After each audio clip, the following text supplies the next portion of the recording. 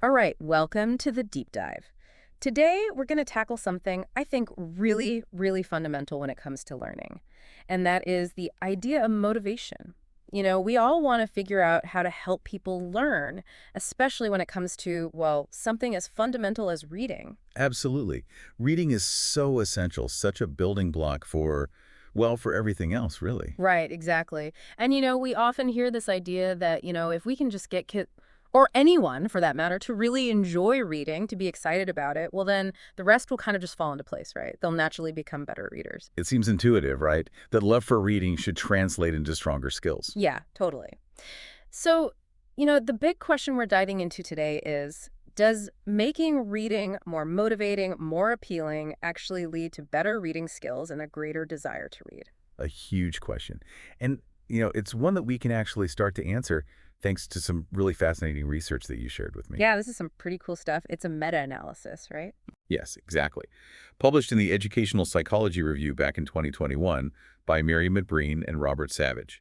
And for those of you who might not have encountered a meta-analysis before, it's essentially a study that combines the results of many other studies on a particular topic.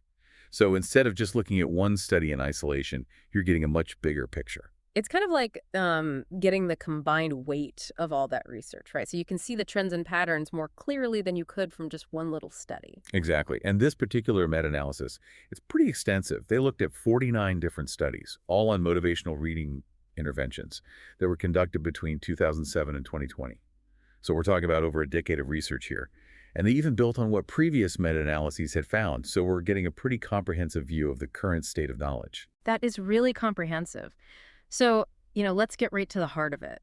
Based on all this research, what did McBreen and Savage actually find? The million-dollar question. If we try different ways to make reading more appealing and engaging for students, does it actually translate into better reading skills? And does it actually spark a genuine desire to read? That I can't put this book down feeling. Right. Those are the core questions here. And the overall finding, I have to say, it is encouraging. Yeah. So overall, they found that motivational reading interventions, they do have a statistically significant positive effect, both on reading achievement, how well students can actually read, and on reading motivation, how much they want to read. Okay, so that's really good news. Sounds like we're on the right track. But I know from reading the meta-analysis that there were some nuances to their findings. Before we get too excited, can you maybe unpack what they found in a bit more detail? Absolutely. So first, it's important to understand what we mean by statistically significant positive effect. It means that based on all the data they crunched, the researchers are pretty confident that these interventions are actually making a difference. It's not just random chance. Okay, so it's a real effect. But how big of an effect are we talking about? How much of a difference do these interventions actually make? Right. So for reading achievement, how well the kids were actually reading, the average effect size they found was G equals 0.20. Now, that might not sound like a huge number, but in the world of educational research, it's actually considered a small to moderate effect. Okay, so a noticeable improvement, even if it's not a night and day transformation. Exactly. And then for reading motivation, how much the kids wanted to read, the average effect size was a bit larger, G equals 0.30. Again, a moderate effect. Interesting. So it seems like these interventions might be even more effective at sparking a desire to read than they are at directly improving reading skills. That's a good observation. And it does raise some really interesting questions about how motivation and achievement might be working together, maybe indirectly or over time. But before we get too deep into that, there's another important thing to keep in mind when looking at any meta-analysis, and that is the issue of publication bias. Ah, yeah, I remember reading about that in their paper. Publication bias. It's the sneaky little thing, right? Yeah, sneaky and potentially really misleading. It's basically the idea that studies that find positive or exciting results are more likely to get published than studies that don't find anything interesting or that find negative results. Yeah. No one wants to read about a study where nothing happened. Right, of course. It's like we're all drawn to the exciting, the dramatic findings. Exactly. And unfortunately, this can skew the overall picture we get from the research. It's like if you only ever watched highlight reels of basketball games, you'd think every shot goes in, right? You wouldn't see all the missed shots and the messy parts of the game. Great analogy. Yeah, it would definitely give you a distorted view of how the game actually plays out. Right. So with publication bias, we have to be careful not to assume that the published research is giving us the full, unbiased picture. So how did McBreen and Savage address this issue of publication bias in their meta-analysis? They used a couple of statistical techniques, one of them being the trim and fill method. Basically, this helps researchers estimate what the results might look like if those unpublished, less exciting studies were also included. Think of it like trying to fill in the missing pieces of the puzzle. Okay, so they're trying to account for those missing studies and get a more realistic picture of the true effects of these interventions. And what did they find when they did that? Well, for reading achievement, their analysis suggested there was some evidence of publication bias. However, even after using this trim and fill method to account for it, the estimated effect size still remained positive, around g equals 0.20, which was pretty much the same as the original average. Okay, so it seems like the positive impact on reading skills probably holds up even when we consider this potential bias. That's what the data suggests. And interestingly, they didn't find significant evidence of publication bias for reading motivation. That's reassuring. It gives us more confidence in their findings about the positive impact on students' desire to read. Now, I'm curious about something you mentioned earlier. We often hear that motivation and achievement in reading, they're kind of intertwined, right? Yeah, they definitely seem to go hand in hand, generally speaking. Exactly. And the researchers acknowledge that in their paper, right? They even cited a bunch of previous studies that have shown this link. So it's a well-established idea that kids who are more motivated to read also tend to be better readers. Yes. And they even pointed to research that suggests a student's motivation can actually play a role in their growth in reading comprehension. It's like a positive feedback loop. Motivation leads to better skills lead to more motivation, and so on. Yeah, it's a beautiful cycle when it gets going. But I have a question about this.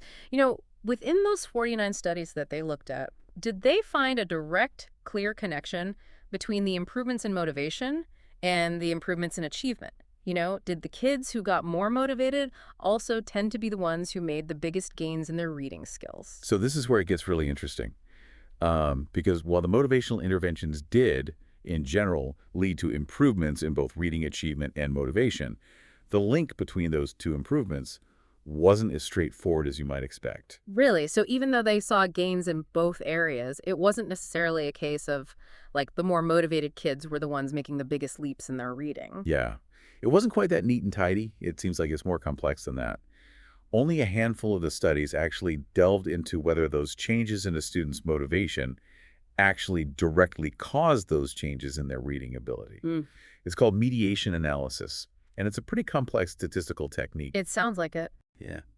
But when they did a more general analysis, looking across 24 of the studies, they actually didn't find a significant relationship between how big the effect was on motivation and how big the effect was on achievement. That's so surprising. So what might be going on there? If it's not a simple more motivation equals better reading formula, then how is motivation actually working its magic? That's the big question, isn't it? And I think it suggests that motivation might be operating more indirectly, maybe through other factors. Like perhaps motivation leads to increased engagement with reading, which then builds skills over time. It's also possible that motivation interacts with other factors in ways that these studies didn't fully capture. It's like, motivation is a piece of the puzzle, but it's not the only piece. Exactly. It's a reminder that learning, especially something as complex as reading, it's a multifaceted process. There's no one-size-fits-all explanation. Absolutely. So speaking of different pieces of the puzzle, McBreen and Savage, they actually looked at different types of motivational interventions, didn't they? What did they find about which kinds seemed to work best? Yeah, so they categorized all the interventions they looked at into four main groups based on what those interventions primarily focused on. Okay, let's break those down. What was the first type? The first one was self-regulatory instruction. Okay, self-regulation. What exactly does that involve when it comes to reading? Well, think of it as teaching students strategies to kind of manage their own learning and their own motivation. Like, becoming more independent learners. Exactly. So this might involve things like setting specific reading goals, keeping track of their progress, maybe using some kind of self-monitoring checklist or something like that. So basically equipping them with the tools to be more in control of their reading. Yeah, giving them those metacognitive skills to think about their own thinking and to be more strategic about their approach to reading. Cool. So how did self-regulatory instruction fare in the studies? Well, it was actually the most common type of intervention they looked at. It was used in 14 of those 49 studies, and they found a moderate positive effect on reading achievement. with an effect size of G equals 0.35. So it does seem to help improve reading skills. All right, that's good to know. And what about the effect on motivation? Did teaching kids these self-regulation strategies make them want to read more? They found a smaller positive effect on reading motivation, with an effect size of G equals 0.13. So while it does seem to help a bit with motivation, the effect isn't as strong as it is for achievement. Interesting. Okay, so that's self-regulatory instruction. What was the next type? The second category was interest-based practices. Okay, so this is all about making reading more fun and engaging, right? Exactly, trying to tap into what kids are already interested in and using that to spark a love of reading. So I imagine that could involve a lot of different things, right? Yeah, tons of possibilities, like using books and other reading materials that connect to students' hobbies or interests. If a kid loves dinosaurs, maybe you give them books about paleontology. Or maybe you incorporate more hands-on activities related to reading, like doing science experiments based on a book they're reading, or putting on readers' theater performances. Those are great examples. It's all about making reading feel less like a chore and more like, well, something they actually want to do. Right, making it relevant to their lives and their interests. Okay, so how did this interest-based approach perform in the studies? It was used in 6 of the studies, and it actually showed a larger positive effect on reading achievement than self-regulatory instruction, with an effect size of G equals 0.65. Wow, that's quite a bit bigger. So it seems like making it fun and engaging really can have a positive impact on reading skills. It does seem to be effective. And for motivation, they found a modest positive effect, with an effect size of G equals 0.15, so a smaller boost than for achievement, but still significant. All right, that makes sense. It's probably easier to get kids excited about reading when it's something they're genuinely interested in. So that's 2 types down. What was the third one? The third type of intervention they looked at was achievement goal attribution training. That sounds a bit more psychological, maybe? It is. It's about getting into students' mindsets and beliefs about reading and about learning in general. Okay, I'm intrigued. How does that actually work? So the focus here is on helping students understand that their success in reading, it's not just about luck or natural ability, it's actually largely within their own control. So it's about empowering them to feel like they have agency. Yeah, to feel like they can actually make a difference through their own effort and strategies. Makes sense. And how do you actually do that with kids? What kinds of things does this type of training involve? Well, it can involve a lot of different things, like encouraging students to use positive self-talk when they're struggling with a passage. Instead of saying, I'm so dumb, I'll never get this, maybe they learn to say, okay, this is tough, but I can figure it out if I keep trying. Oh, yeah, that kind of reframing can make a huge difference. It can. And it can also involve giving feedback that focuses on the effort and strategies students are using, rather than just whether they got the answer right or wrong. Praising their persistence, their problem-solving skills, the way they're approaching the task, rather than just focusing on the outcome. So it's about shifting the focus from just the product to the process of learning. Exactly. Helping them see that mistakes are part of the process and that effort and strategy are what really drives success. I love that. It sounds like it could really help build resilience and a more positive attitude toward challenges. Yeah, that's the goal. Okay, so in terms of how achievement goal attribution training performed in the studies, well, this was actually the least common type of intervention they looked at. It was only used in 5 of the 49 studies. Ah, so a smaller sample size. Right. But here's the interesting part. Despite the smaller number of studies, this type of intervention actually showed the largest positive effects on both reading achievement and reading motivation. Wow, that's pretty remarkable. Yeah, so for reading achievement, the effect size was G equals 0.78. And for reading motivation, it was a whopping G equals 1.35. Those are some seriously impressive numbers. So it seems like this focus on mindset and beliefs might be a really powerful lever for improving both reading skills and the desire to read. It does seem to be very promising. But, we do have to be a bit cautious about those findings simply because they are based on a smaller number of studies. We definitely need more research in this area to see if those results hold up. For sure, more research is always a good thing, but it's definitely something to keep an eye on. So that's 3 types of motivational interventions down. What was the last category they looked at? All right, so the fourth and final category was multi-component interventions. Okay, so this is kind of a mixed bag, I'm guessing. It is, yeah.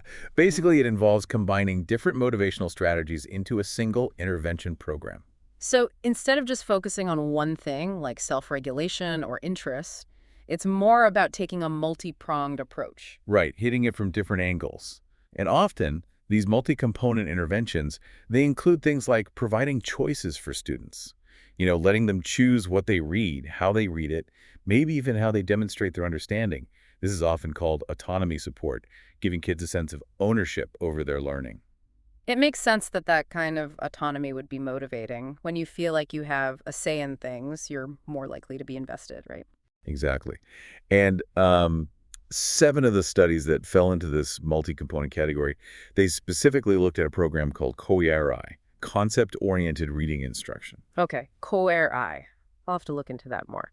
So, how did these multi-component interventions perform overall? Well, they were actually the second most common type of intervention in the meta-analysis. They were used in 24 of the studies. And for reading achievement, they found a moderate positive effect, G equals 0.28. And for reading motivation, they found a slightly larger positive effect, G equals 0.37. So, decent effects on both skills and motivation. It seems like taking that multi-pronged approach can be quite effective. Right. It's interesting that all 4 types of interventions, they all showed significant positive effects overall. Yeah, that is really interesting. It suggests that there isn't necessarily one magic bullet when it comes to motivating kids to read. There are different pathways to success, and what might work best for one student might not be the best fit for another. Totally. I think that's a really important takeaway for educators, to be flexible and adaptable in their approach, and to consider what might be most motivating for each individual student. For sure.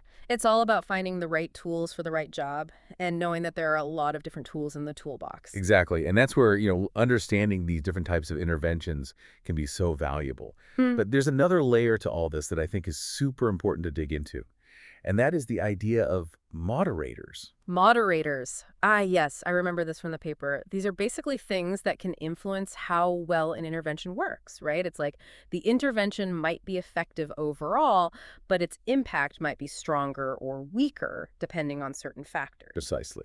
It's kind of like, how a recipe might work well in general, but the final outcome could vary depending on the quality of the ingredients or the oven temperature or things like that. Perfect analogy. So, what kinds of moderators did McBreen and Savage look at in their meta-analysis, and what did they find? Well, they looked at a bunch of different things, both for reading achievement and for reading motivation.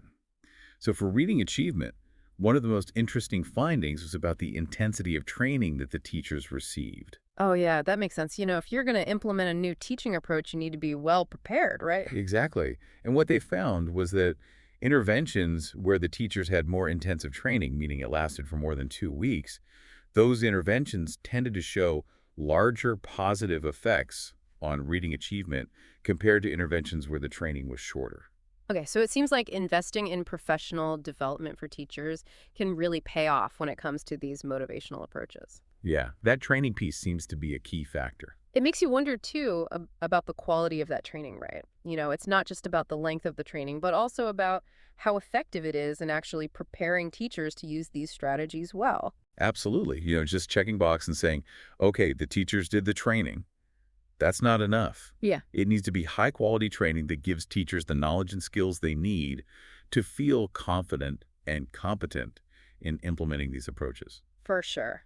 All right, so that's training intensity. What else did they find that seemed to influence reading achievement? Another interesting moderator they looked at was the type of measurement tool that was used to assess reading achievement. And what they found was that studies that used measures that were specifically developed by the researchers themselves, those studies tended to show much larger positive effects on achievement compared to studies that used standardized tests. That's curious. Why might that be the case? Well, there are probably a few reasons. One possibility is that those researcher-developed measures, they might have been more closely aligned with the specific goals and content of the interventions. They were designed to measure the exact things that the interventions were trying to change. Makes sense. Whereas a standardized test, it's often broader in scope, right? It's trying to assess a wider range of skills. Yeah, and it might not be as sensitive to those specific changes that the intervention was targeting. So it's possible that those standardized tests were kind of missing some of the nuances of what the interventions were actually accomplishing. Exactly. It highlights the importance of thinking critically about how we measure learning and making sure our assessments are actually capturing what we care about. Absolutely. We need to make sure our tools are the right tools for the job. Right.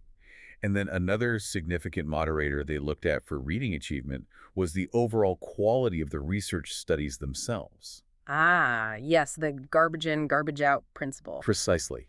They used something called a weight of evidence, WOE rating, which is basically a way to assess how rigorous and reliable each individual study is. Does it have a strong research design? Does it control for potential confounding variables? Things like that. So basically, a way to judge how much confidence we can have in the findings of each study. Right, exactly. And what they found was, well, it's a bit sobering. Studies that had lower WOE ratings, meaning they were of lower quality, they actually tended to report larger positive effects. Whoa, really? So the less rigorous the study, the more likely it was to find a big effect. Yeah, it seems counterintuitive, right? You'd think the better designed studies would be the ones finding the strongest effects. But there are a couple of possible explanations for this.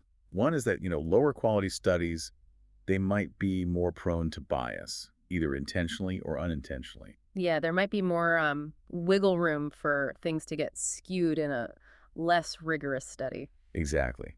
And then another possibility is that higher quality studies, they might simply be more conservative in their estimates of the effect sizes. They're taking more precautions to avoid overstating the impact of the intervention. So it's like they're erring on the side of caution, which is probably a good thing in the long run. Definitely. It means we can be more confident in those findings, even if they're not as flashy. And actually, to illustrate this point, the two studies in the entire meta-analysis that were rated as high quality, they actually showed a much smaller effect on reading achievement. Wow, so it really does seem like the more rigorous the study, the more modest the positive effects tend to be. Yeah, it's a reminder that we should always be cautious about interpreting research findings and to pay attention to the quality of the research itself. Not all studies are created equal. Absolutely. Critical thinking is always key. Couldn't agree more. Okay, so in addition to training intensity, measurement tools, and study quality, they also looked at a few other things like the content approach, the type of intervention. Like we talked about before, they found that attribution training and interest-based practices, they tended to show the largest effects on reading achievement. Okay, so those two seem to be particularly promising. And what about factors that didn't seem to make a big difference for reading achievement? Well, there were a few interesting things that didn't seem to have a significant impact, like whether the intervention was done with the whole class or in small groups. That didn't really change the results. Also, the age of the students, whether they were in elementary school or high school, it didn't seem to matter much, although they only had 3 studies with high schoolers, so more research is definitely needed there. And whether the study actually explicitly cited a particular theory of motivation, that also didn't seem to influence the outcomes. Okay, so those are all good things to know. It suggests that these interventions might be adaptable to different settings and age groups. Right. It gives educators more flexibility in how they implement these approaches. All right, so that was a lot about moderators for reading achievement. Let's shift gears and talk about the things that seem to influence reading motivation. Sounds good. Were there any similarities in the moderators for achievement and motivation, or were they totally different? There were some overlaps, but also some key differences. So, similar to reading achievement, the quality of the study, that WOE rating, was also a significant moderator for motivation. Studies that were rated as medium quality, they showed the largest gains in reading motivation, while studies rated as low quality, they showed a much smaller effect that wasn't even statistically significant. Okay, so again, it seems like the more rigorous the study, the more reliable the findings tend to be, both for improving reading skills and for boosting the desire to read. Exactly, quality matters. And then another moderator that influenced motivation was the overall design of the study. The study design, huh? Interesting. How so? Well, they found that studies that used a quasi-experimental design, which basically means the participants weren't randomly assigned to different groups, those studies tended to report larger motivation effects compared to studies that used randomized controlled trials, which are generally considered to be the gold standard for research. Huh. That's kind of surprising. You'd think the more rigorous study design would lead to more accurate results. You would, right. But it's important to remember that quasi-experimental designs, they can still be very valuable and informative. It's just that they might be more susceptible to certain types of bias because of the way the participants are grouped. Okay, so it's something to keep in mind when interpreting the findings. Definitely. Yeah. And as with reading achievement, the content approach, the type of motivational intervention, it also mattered for motivation. They found that attribution training, that focus on mindset and beliefs, it showed a very large positive effect on motivation, even though it was based on a smaller number of studies. Okay, so that seems to be a consistent finding. Attribution training might be particularly effective for boosting motivation. It's worth exploring further, that's for sure. And then in terms of moderators that didn't significantly impact reading motivation, well, it was pretty similar to what we saw with achievement. Things like the theoretical framework, the size of the group, the intensity of teacher training, the age of the students who delivered the intervention, whether as the teacher or researcher, and the specific way they measured motivation, none of those things seemed to make a big difference in the overall results.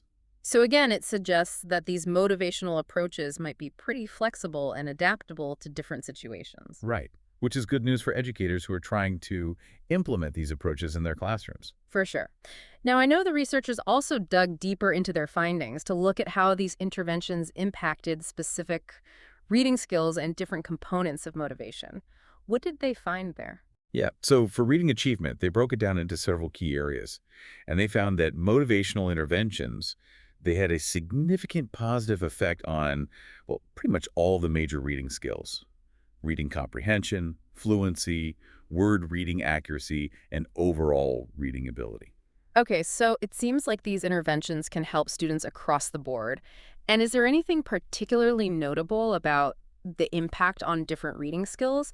Did they find that these interventions were especially effective for certain skills, maybe more so than others? Well, they did find one interesting thing. They found only a small and actually statistically non-significant effect on phonological awareness. Phonological awareness. Can you remind us what that is again? Of course. So phonological awareness, it's basically the ability to hear and manipulate the sounds within words, Mm. like be able to rhyme, to segment a word into its individual sounds, or to blend sounds together to make a word. Okay, right. So it's those foundational skills that are so important for early reading development. Exactly. And it's interesting that the motivational interventions didn't seem to have a big impact on phonological awareness. You know, it might be that those skills are more effectively developed through other types of interventions, like explicit phonics instruction.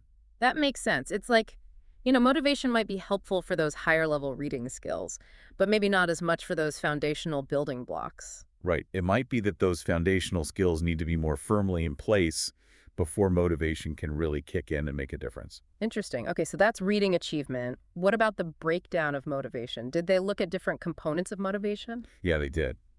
And they found some really interesting things. So they found that motivational interventions, they had a significant positive effect on students' self-efficacy, which is basically their confidence in their own reading abilities. Okay, so it's helping kids feel more like I can do this. Exactly. And then they also found a significant positive effect on students' value for reading, meaning they were starting to see reading as more important, maybe even more enjoyable. So it's not just about confidence, but also about recognizing the value and the benefits of reading. Right? Developing that sense of reading is important to me. It's something I want to do. I love that. And what about overall motivation? Yeah, so they looked at overall motivation as well. And as you might expect, they found a significant positive effect there too. But here's the really interesting part, and it's something we touched on earlier. They actually found a non-significant effect on intrinsic motivation, Non-significant meaning. meaning that, statistically speaking, they didn't find strong evidence that these interventions were actually increasing students' intrinsic enjoyment of reading, that internal drive to read simply for the pleasure of it. Whoa, that is surprising. You'd think that if you're getting kids more motivated to read, that would naturally lead to them enjoying it more for its own sake. So, what might be going on there? Why didn't they see a boost in intrinsic motivation? It's a great question. And to be honest, it's not entirely clear. The researchers themselves, they suggested that maybe tapping into that pure intrinsic enjoyment of reading, it might be a bit more challenging within the context of, school-based interventions. That makes sense. School can sometimes feel very structured and goal-oriented, right? Right. And maybe that focus on grades and assessments, it can sometimes overshadow the pure joy of reading. It's like when you're constantly being evaluated, it's harder to just relax and get lost in a book. Yeah, exactly. And the researchers also pointed out that intrinsic motivation, it might be influenced by a lot of different factors outside of the classroom. Things like the reading culture at home or the availability of books or even just a child's personality and temperament. Right, it's a complex interplay of nature and nurture. For sure. And, it's also worth noting that they did see a significant effect on the value of reading, which is often seen as kind of a related concept. So maybe these interventions, they're helping students understand why reading is important, even if they're not immediately leading to a greater love of reading for its own sake. Yeah.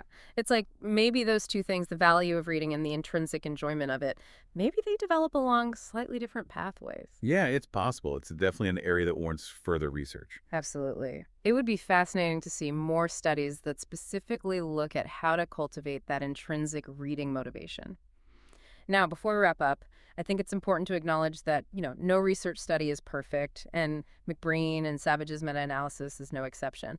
What were some of the limitations of their study that they themselves pointed out? Yeah, they were very upfront about the limitations, which is always a good sign. So first of all, as we've been discussing throughout this deep dive, there was quite a bit of variation in the quality of the studies that were included in their meta-analysis. Right, that WOE rating, a lot of them were on the lower end of the quality spectrum. Yeah, and the majority of the studies, they were rated as low or medium quality, Hmm. which doesn't necessarily invalidate their findings, but it does mean we need to be a bit cautious about generalizing too broadly from those findings. Right. It's always good to be aware of the limitations of any research study. Absolutely. And then another limitation they highlighted was that the way reading motivation was defined and measured, well, it varied quite a bit across those 49 studies. Ah, yeah, that makes sense. Motivation is kind of a slippery concept, right? It can be hard to pin down exactly what it means and how to measure it. It is. And that lack of consistency across the studies, it can make it harder to draw those big sweeping conclusions. So it's more about looking at the overall